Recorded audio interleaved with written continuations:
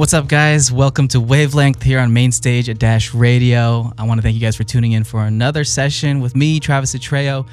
You guys are incredible. Thank you for allowing me to hang out with you guys for the next hour. I've got an amazing, talented producer in, but he's not just a producer and songwriter and singer, all that stuff. He's also a really good friend, and we've known each other for a long time. And yeah, it's been a long time coming since we've been able to work together, and he's in town. We're working together, and I'm here with Chase, aka Cha-Cha. What's up, man? What up, man? How are you doing? How's LA treating you so far? Oh, it's good.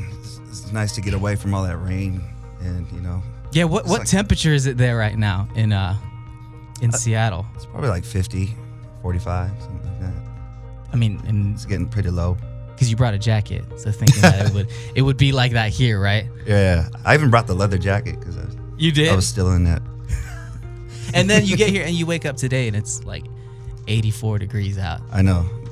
Can't even wear it. Yeah, man, it's crazy. But if you guys don't know Chase, Cha-Cha, he's a part of AOMG, and he's been doing his thing with them for a minute. Not just for them, but also for a plethora.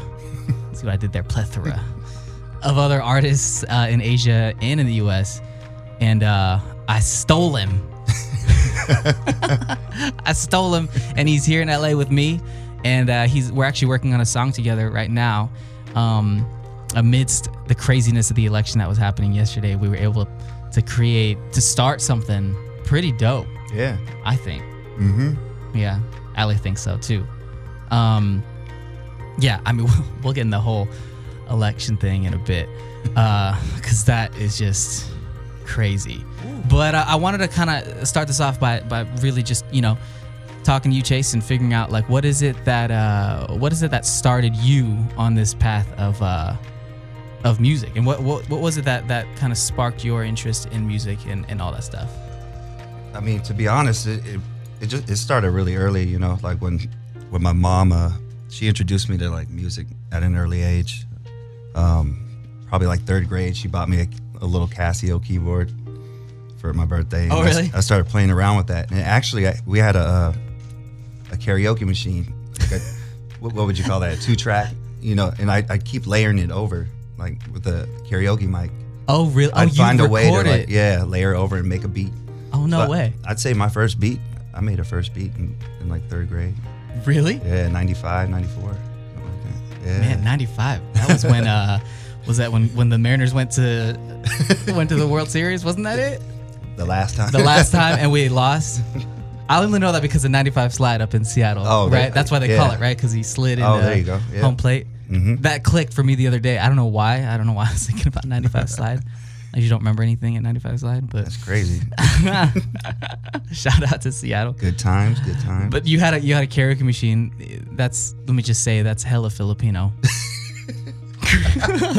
Oh, it wasn't one of those though, like the ones that are connected to the TV. Oh, it was like it? The little box, the one you can carry around. And just, really? You just hook up a little dynamic mic to it. Yeah. So you recorded that? Okay, that's amazing. Isn't that funny? Yeah. Dude, that's hilarious. So then when did you? So that was obviously third grade, but what was it like? Because Chase isn't just a singer, songwriter, and producer. He's also like one of the most talented dancers I know. Oh, thank you, man. Break dancer. I see your head spins all the time. That's all. Show every whatever, man. Get out of here. But what was it like growing up then with like did that first time that you made a beat, did that spark some sort of interest in art and things like that? Well, actually, art came before that. Even before that, I do illustration and stuff like that. Oh, right. And so I started drawing when I was like 2 years old. Oh, wow. That was actually my dream. My dream was to become an animator. Oh, wow. And do like Disney and stuff like that. And was it the Disney cartoons and stuff you grew up on that made you want to do it? What was your go-to? What was your favorite of all of them? Oh man, I'm a little embarrassed to say, but my mom says I would watch Cinderella like every day. Really? Hey, that whole animation process though, right? Yeah. Because Cinderella, because they actually, there was no computers back then. Yeah. Right, and wasn't that the oldest one that they that one traces back to 50s or 40s, something like that. I heard like something crazy where if you laid down every single piece of paper that they it'd be like used, it would be like miles. Crazy. Right? Like something crazy like Can you that. imagine that? Not in this digital age anymore. You get eaten up by, by the people that protect trees and things. You'd be getting sued. The Tree Chopper Organization. Exactly. In the choppers. But so you were an animated drawer, all that stuff. So you always just had art. Yeah. Like, around you. Were your parents like artistic at all, or? My mom's a singer actually. Oh, right. But she can draw too. But I guess she just introduced me to a lot of like creative things. How about your siblings? My sister, she's like really book smart. She's a little on the opposite end. So right. She's really smart. She went to Santa Clara. She graduated. Oh, wow. But no, like art, as like, do they sing or anything like that, or music? No. Okay. No. Yeah, but I'm sure if she tried. Are you the youngest, or? I actually have 3 brothers and 3 sisters, but I grew up with only a half sister. Oh, really? Yeah, so I only have one sister from my mom's side. Oh. And I grew up with my mom and my grandma. So. Oh, I had no idea. Yeah. Oh, crazy. Oh, wait. I remember you mentioned that. Wow. So were you the youngest then in that sense, or? My sister, she's actually 22 now. Yeah. Okay. She was a baby. She's a baby. Okay. Yeah. So you're like a middle. Yeah, something like that. Yeah. Well, the only reason I ask is because I'm middle, and usually the middle ones are the ones that are awkward. Well, just different, for lack of better words. They're the ones that are like, just statistically, they're usually the artistic ones, or have like Yeah. something like that. So like yeah. kind of the odd one out, but in a good way. I hope. I mean, so dang. So then, so after that, so what was it then you started to? Because you were dancing. So explain like the creation then of AOMG, because that was a dance crew, if I'm not mistaken, before it was a label. Yeah, that's crazy. Like we started as b-boys. So right. We all started at different times, but most of our crew is called AOM, Art of Movement, and that crew started in 2002. But we all been breaking, a couple years before that, and then we were just a bunch of kids that got together at the local community center, right? Right. And we formed a crew. Were they all from like our area? If you guys didn't know, so me and Chase are both from the same area in Seattle, like 30 minutes south in Federal Way, like, and we didn't know each other for a long time, and we didn't know that we grew up legitimately like 2 minutes away from each other. So it's kind of crazy how like our paths have continued to collide and stuff like that. But yeah, were they all from that area then, or no? I actually grew up in the Central District. Oh, you did? Yeah. So okay, my mistake. City boy. Really? Yeah. I moved to Federal Way in like 2004. CD. So it was pretty a long time living in Federal Way, but I grew up in. Did you go to Garfield then, or Franklin? Franklin? Yeah. Oh. But I lived like right near Garfield. You did? Yeah. But why'd you, if you live right by? Oh, the reason was because my mom heard like Franklin had a better art program. Oh, right. And that's the whole reason why. Oh, wow. Dang. So you met your crew then out there? I met them at the community center, but a couple of them went to Franklin, or actually just two of them. Okay. Yeah. I don't remember. But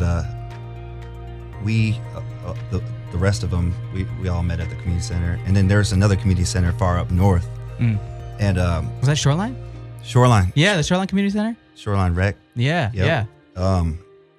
That's where I met Jay. And so there's two members named Tony and Junior. They kind of started Art of Movement, and they moved from where I lived, Central District, and they moved up north, and that's what created like. Okay, that makes sense now, because I knew that all of them were up in like Linwood area. Yeah. And you were in Federal Way. I'm like, how did they end up? So okay, that makes sense. Wow. So there's like a north side, south side, AOM, but it's all. But it's all one. So then you guys just started breaking together. Yep, battling, and those are my best friends. We have like 10 or 11. I can't even keep track. That's amazing, man. That's amazing. Yeah, but. And then when did it start to become music? Then was it what? I'm sure Jay had a big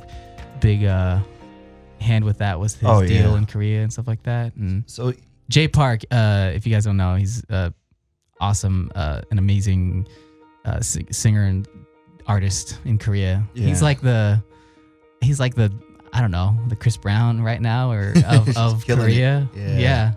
He can do it all. Yeah. And Chase is responsible for every single, a lot of his hits and a lot of the songs and stuff like that. Thanks. Yeah. If you look up Jay Park and you check out some of his hits, I would bet that you would hear Chase's beats over Thank you, sir. a lot of them. But so yeah, how did this whole thing happen then with Jay then? So he, as you may know, he went. His mom told him to do some like an audition for some talent scouting for Korea, right? And that happened in Seattle. And he didn't want to do it, and his mom wanted him to become like a lawyer, doctor, or whatever. But since he didn't want to do that, she recommended, and you should try this. Just try out. And then they I think they like immediately, Wow. we want you, come to Korea. He moved to Korea in like 04, like late 04, I think. And then Were you guys working on music before that? No, then at all? no. Oh wow. we didn't really have a relationship back then because, we're young. Like I just started driving, so I'm not like all over You the weren't place mobile. yet. Yeah. Yeah. So it wasn't until like 2009. So when he left, and when did you start producing? How did that come about? I was making beats and stuff. I started making beats on the computer in like 2002. Oh wow. So I'd been doing that for quite a while before I knew he made music. I didn't really know what he was going out there for at the time. Okay. Yeah, I know he was. Dang. So it was really kind of an organic. It was like a collision of two separate. It's not like there was a plan or anything like that. It was just like, oh, you're doing your thing. I'm making beats, and then and then you eventually kind of, when he came back, right? You kind of came together and. Yeah, we knew very little about, like, he knew I made music a little bit, and then I was like, oh, I hear he's really big out in Korea, but and then he came back. There's a little something that happened, went down there, right? And he ended up moving back for right. a while, and I don't think he had anybody to make music with out here, so I was like, I sent him some of my tracks. I was like, I would love to collaborate with you. Wow.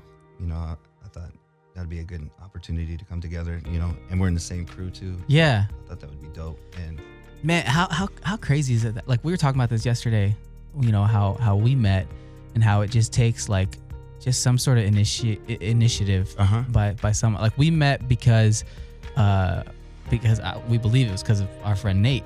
Yeah. Nate Vibes. Shout out to Nate Vibes. Shout out to Nate Vibes. Shout out to I Want Some Big Boys. Shout out to Big Boys Food Truck out there. But it's crazy how life can do those things where it's like a spark, or it's just like a small instance that you may think at the time is insignificant. Yeah. But then it leads you down this trajectory and this path of like, whoa, because I'm sure like when you sent that to him, it was probably not, there's no pressure. It was like, yeah, it was just like, hey man, let's just do some if music. If not, you don't want to work, that's cool. Yeah, I'll still see you at the battle on Friday. Right. Yeah, right. And now here you guys are later with I mean, I don't know if you know these numbers off the top of your head, but like how many number ones? How many top 10s? Do you know anything like that? It fluctuates. I mean, it's not. Chase is a really, really humble guy. I should have done my research and actually found out the real numbers, but all I know is multiple hits, multiple top 10s on the radio out in Korea and in Asia. Thank you. And it's just so dope to see, like, you guys. I have such a big heart for the city of Seattle and for the artists and the community out there. Even though I moved out here a while ago, my heart still resides with that community. And because I think, we're talking about this yesterday, how Seattle, I think there's this understanding of, music typically in that community is not a job. So the mentality is different. It's seen as therapeutic and as something that you do on the off time, but you don't really. So it's super enjoyable, and everyone has this mutual respect for each other about that same kind of grind and that same. It's like even if this other person's music isn't my taste, I still respect their hustle, and I respect them a lot for taking the time to do it, because we know how hard it is. Yeah. And it's awesome to see the successes of people that stick with it and to see your success, man. Like, I think like you continue to inspire me to work harder. I think you continue to inspire a lot of people, not just on your social network, but a lot of people that come from Seattle and people that are down here that know of your music, that may not know you, but know of your music and know your hustle. So it's really just an amazing, it's an amazing thing to see, bro. Thanks, bro. So you've been producing artists for how many years now? I'd say 2011 is when 2011. Or you mean aside from Jay? Aside from Jay, yeah. Because I signed to a publisher, a publishing deal in when did you start? When did you start working with Jay? That was 2010. Yeah. Okay. So about a year after, then you signed to a pub. Mm-hmm. Okay. Yeah. And what was that song that came out then? What was it called? Speechless? Or was it Speechless? The one that you guys did that ended up starting this whole thing. Oh, it was Speechless. Yeah, right. And Bestie. Right. And Bestie, yeah, those two. I remember those. So then after that, you signed to publish, and that was what kind of started working with other artists. Yeah. Especially, this is all in Asia, right? Mm-hmm. Shout out to Taesung for giving me more opportunities out there to work with right other artists. Yeah. Right. Kamsahamnida. Kamsahamnida. Two Filipinos speaking Korean. We sound like we're from Seattle. So what, as a producer then, because I we connected so many times because we're both producers and both have worked on that side with talent and all that. Mm-hmm. What are your goals as a from your perspective? What's your goal at the end of the day when you work with an artist? Something we're both, just at the end of the day, something we're both happy with. I don't want like the artist to be like just doing it for the business necessarily. I want them to kind of like the song a little bit, because a lot of it is business, right? Right. It is. A lot of companies, want to sell a product or a certain sound at the time. Got to make that paper. And then some of those artists may not always have that creative freedom to do what they want. Right. So hopefully, I never know because I'm not directly working with some of these K-pop artists and stuff like that. So I don't know how they feel about the track, Yeah, you're working over here on this side of the world. Sometimes, I just send over the stems. And you send it over, right. And that's how a lot of it works, It's not a whole lot of hands-on every time unless you're like the heavy hitter, like a Pharrell or something like that, Right. So, I just hope, sometimes that these artists, are happy with the track that they made, Right. So at the end of the day, my goal is just to basically collaborate with people I want to collaborate with, like be it Ariana Grande, people that I respect, like their music, and right. And hopefully they, respect that too, like on my end. So, do you start with the process then? Yeah. How's that typically go? Your publisher contacts you and says, hey, we need a song for this. Can you kind of explain how that goes down then? Yeah. So I haven't really made time for that side, like to work with other K-pop artists at the moment because I've been busy with Jay's album, right, or Jay's albums for the last few years. So I haven't been able to put full amount of energy into the K-pop side of things. So the process usually works. I'll create a bunch of beats, in my spare time, and then or they'll send me a reference, right, through the email. But that hasn't been happening lately. So but that's usually how it goes. They send me a reference. I just get an idea, but it never works out. Like if you're trying to copy like something that, you know what I mean? It's just an idea. It's just a suggestion, right, from them. So like they probably just more telling you like a overall tone of what they're going for, right? Because like sonic quality, sonic quality and like feel, because typically those references are not to copy at all. They're just for simple question, like are you going for like a Michael Jackson or Michael Bublé? Those are two completely different artists. So what's the feel, And that was always a pet peeve of mine whenever people would be like, oh, just I don't know. Like, you got to give me something, homie. Like, you got to tell me, like, just give me. That's why, like, I'll always ask the artist, like, what was the last thing that you heard, that you listened to in you know, in iTunes, or what's your Spotify? I want to look at your last played on Spotify or something like that and get a feel of what is it you're influenced by. Yeah. You know, so they send you that, and then you just kind of get to work then. Yeah, and usually, like I said, like the tracks that I just make based on what I like at the moment, what I'm hearing, what's inspiring me. Right.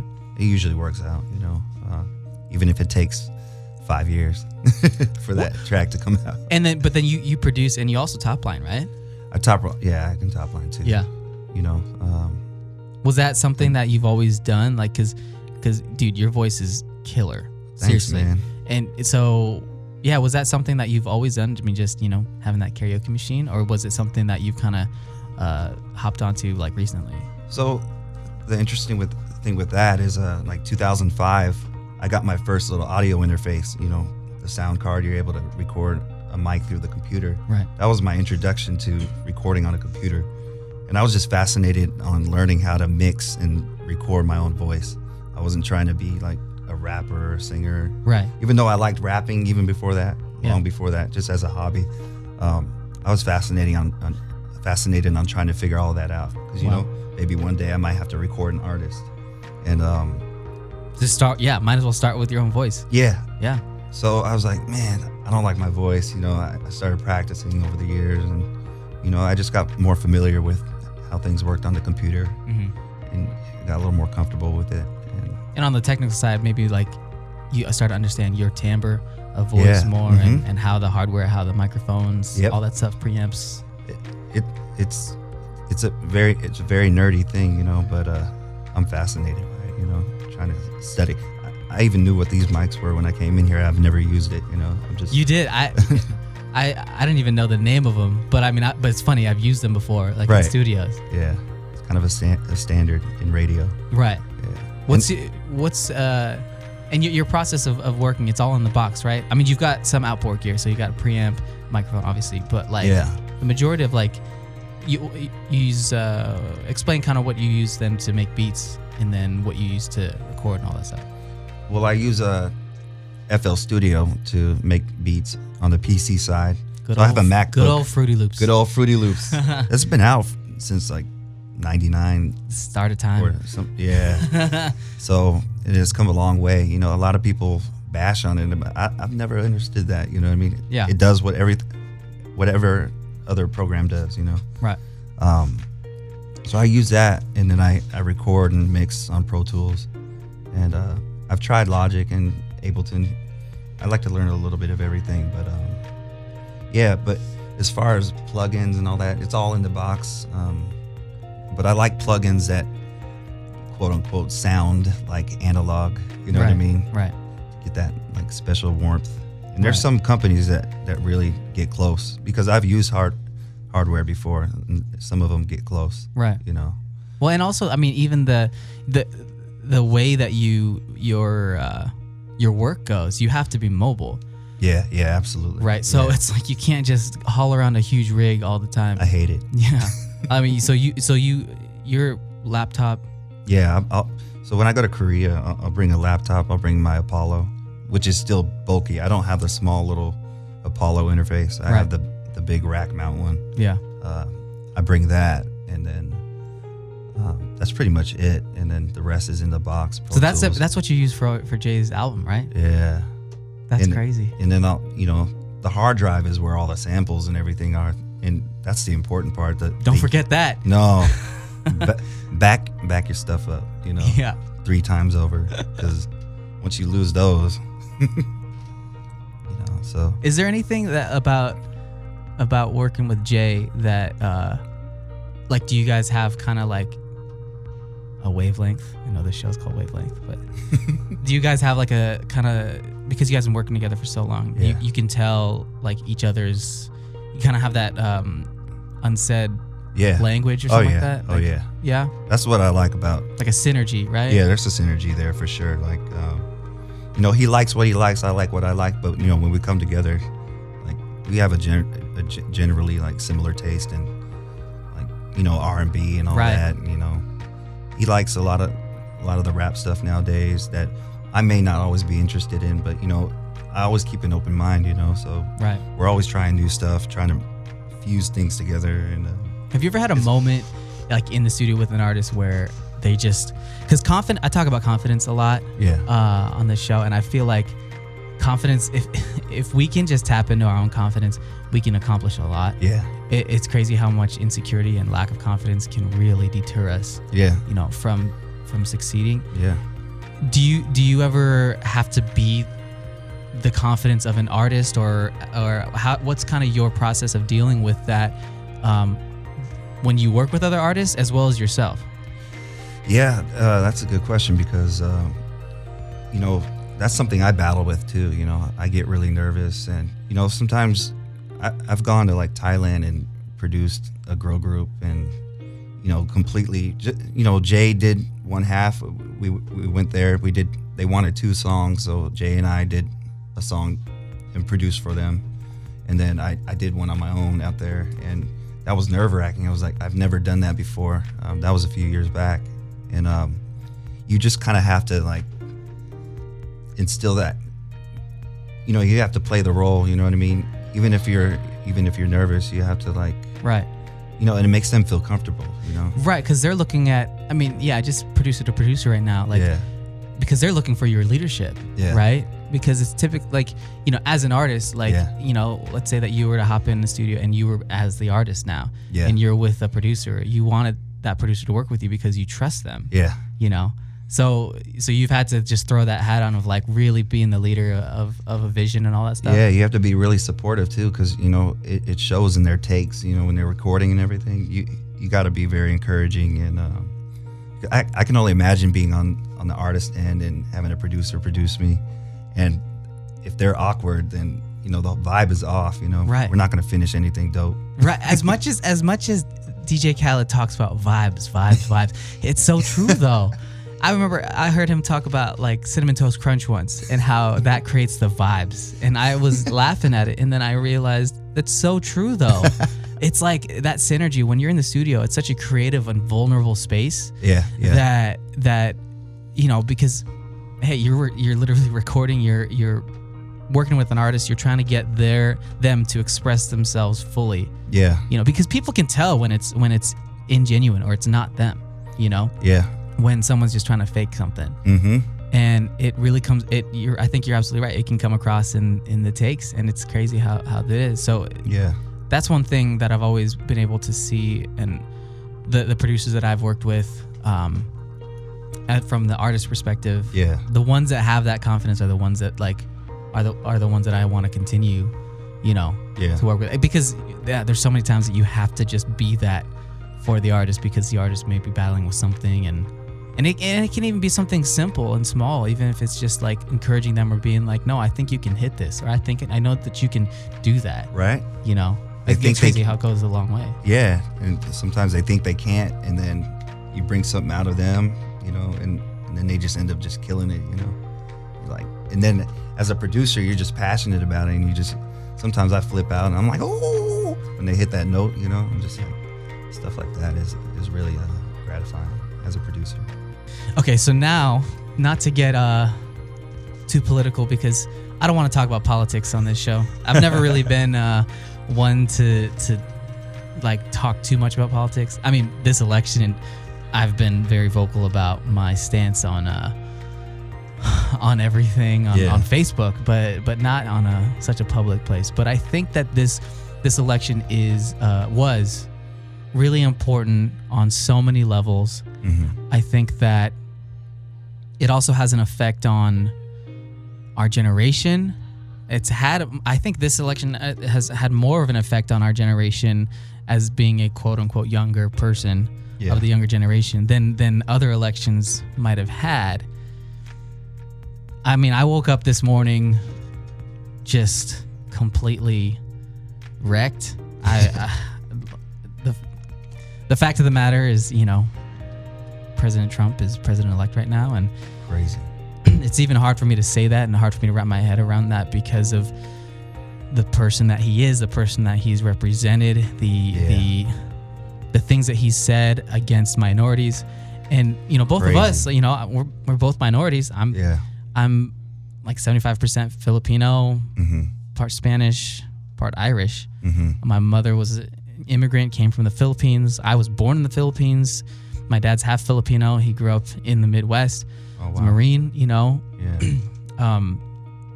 So when you have someone that is supposed to be the first citizen, that is supposed to be the model citizen, because that's one thing that people are forgetting, I think, about this whole thing, is that the president is supposed to lead people, of course, and is supposed to make all these executive decisions and all that. But the job of the other part of the president is that they are supposed to be the first citizen. They're supposed to be the role model. Yeah. And the fact that he is now supposed to be the role model, and you have so many kids. We've had so many things in the past few years about, you know, anti-bullying campaigns and things, and bullying research, all that stuff. And now it just seems like all that stuff is somehow legit. It's somehow legitimized. It's somehow okay to be rude and to do all these things that completely like disunite us. Right. So, I mean, I guess I'm just trying to bring this back from an artist standpoint, because I think that art has always played such a key role in politics and in government. If you look back on, you know, years and years, there's been so many instances where songs and murals and a lot of protesters fighting for civil rights have been musicians, have been artists. Right. I think it's just in our nature as creators to not be rebellious, but rebel against injustice. So as an artist and producer and creator, and as a minority, how does this make you feel, and how does the outcome of the election affect you on that kind of level? Oh, I feel like it just brings more of a responsibility on us, because music is so powerful. You know, it's that one way of communicating with people. You know what I mean? On a universal scale. Right. Whatever genre it be, whatnot. It's what reaches people, and I think this happening kind of raises a responsibility.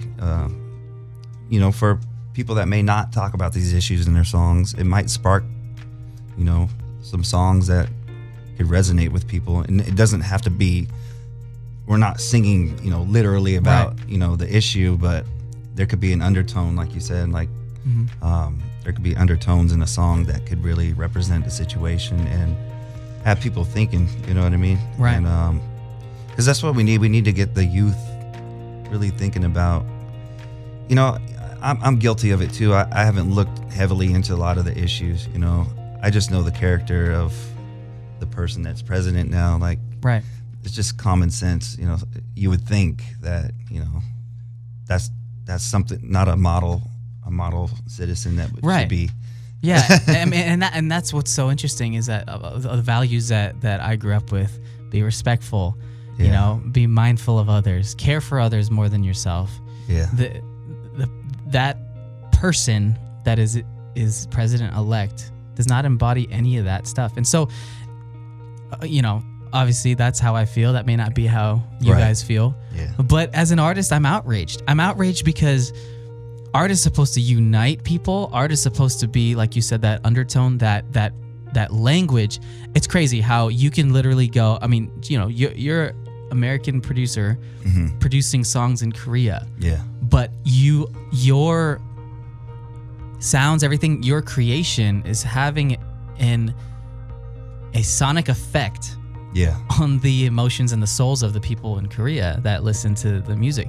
So music is such a universal language that is supposed to unite us. Right. You know, I believe that you know, God created music to unite us, and it's just, I think, again, you know, as an artist, like, that is our goal, that is our mission, that is our job, to create music and to create things that connect us. Yeah. And when that does not embody the leader of our country, like, that has such a huge effect on all of us as artists. And I think you're absolutely right. I think that's the thing about this. I think that's the silver lining with this whole thing, is that I woke up feeling defeated. I felt like You know, I actually felt like it was almost the same feeling of when the Seahawks lost the Super Bowl. Oh yeah. You know, that was devastating. Obviously, this is sports, so it wasn't like, obviously it was a big deal, but not as big of a deal that's happening right now. Right. But it's that same kind of emotion, like feeling so optimistic about unity in our country, tolerance, about racism being like kind of done away with, and just really moving towards progression. Yeah. And it was just such a deflating moment last night and this morning to realize the truth of the matter. I can't believe it. I still can't. Is this a nightmare? Is Right. this real? Right. People really, you know, you see the map, and, you know, the red and the blue, and Right. it's just like red, like the majority of the country. I was like, oh my God. It makes me scared to like go anywhere. Right. And you know, you guys, this is, if you don't agree, that's fine. But if you are a minority in this country and you don't have an ounce of at least concern, then I think that you're blind to the truth. There were people outside chanting racist slurs. There were Trump supporters yesterday when he won, racist slurs. And I have my opinions about Donald Trump, all that stuff, but I am scared for the effect that someone with the spirit like his has on the rest of the people. Yeah. Like how is it now? Like, what's to say it's not okay to say a racial slur against me as an Asian American? Yeah. You know, how is that? Like, my president says it, so why can't I say it? Exactly. That's a big part of it. You know what I mean? It's not always the policies and everything like that. Right. It's just the character about them. You know what I mean? It's because it reflects the people that voted for him. Right. You know, or a lot of them. A lot of them, yeah. Enough to make a minority feel uncomfortable in the country they were born. You know. Exactly. So I think that's the biggest issue, is that I read someone's tweet today. They were like, if you don't feel a little bit of concern right now, then you're probably not Asian or Muslim or woman or gay. All of these things where intolerance lives. So, but I think you're right, though. There is a silver lining there, and I think that it's almost like a call to action now, I think. I think for artists, for music creators, and for just creators of art in general, I think it is our job now. There should be a fire under your ass right now if you are of influence or anything like that, and you feel like this did not go the way that it should have gone. You have a responsibility now to speak out for those that may feel like they don't have a voice. Speak out for the oppressed. Speak out for your generation. And the question is, are we going to allow this type of hate to exist for our kids and their generation? Or are we going to continue to love through it all and continue to inspire with our art on a day-to-day basis? I think what this does now, me and my girlfriend were talking about this last night, I think what this does for us as artists is this gives not new meaning, but it reinvigorates the meaning to what we do. And it almost legitimizes or gives us merit to do more and to create more. Yeah. Because there's power there. There's so much power in music. Yeah. Absolutely. It's just crazy. You guys, we live in a weird time. It's a better time to act on it than ever. Yeah, absolutely. Well, with that being said, not to end it on a sad note, but but yeah, I think that's just where I want to end today's show, though, is that we are more, what am I trying to say? Music and art is needed even more now. And I felt this morning, I felt like I need to laugh today. Yeah. I need entertainment to help me feel whole again. I'm a big fan of Michael Bublé, and he once said in his documentary that He's like, people have problems every day. They have their jobs, they have all these issues and stuff like that. He goes, and I'm paraphrasing, but he pretty much says, I'm honored that for the hour, 2 hours that I'm on stage, people are 100% entertained and they forget about all the things that they might be struggling with. Yeah. And I thought, what a beautiful way to look at entertainment and such an amazing way to feel empowered as an entertainer, because it's true. What you are doing, it has so much power that someone can be in some of the hardest situations in their lives, be experiencing some of the most difficult times in their lives, but can be whisked away, so to speak, by the art and things that we create. And so with that, I implore you, the rest of you creators out there, to continue creating, continue making inspiring art, because our generation, our people need it more than ever right now. Yeah. Thank you guys for listening today. I want to give it up to my boy Chase Cha-Cha, aka I Need a Cha-Cha Beat Boy. Thank you for coming in. Thank you to my engineer Ashley for always killing it. And thank you guys for taking the time to listen. My name is Travis Atreo. You can find me at all social media at Travis Atreo, and you can watch the video of this on my YouTube channel, youtube.com/Travis Atreo. You can also find Chase on his social medias at Cha-Cha Malone, Instagram.com/Cha-Cha Malone, Twitter.com/Cha-Cha-AOM. I think those are the two I use the most right now. So. You'll find them. But thanks again, you guys. Love you as always. Have an amazing week. Be inspired, and I'll see you next week.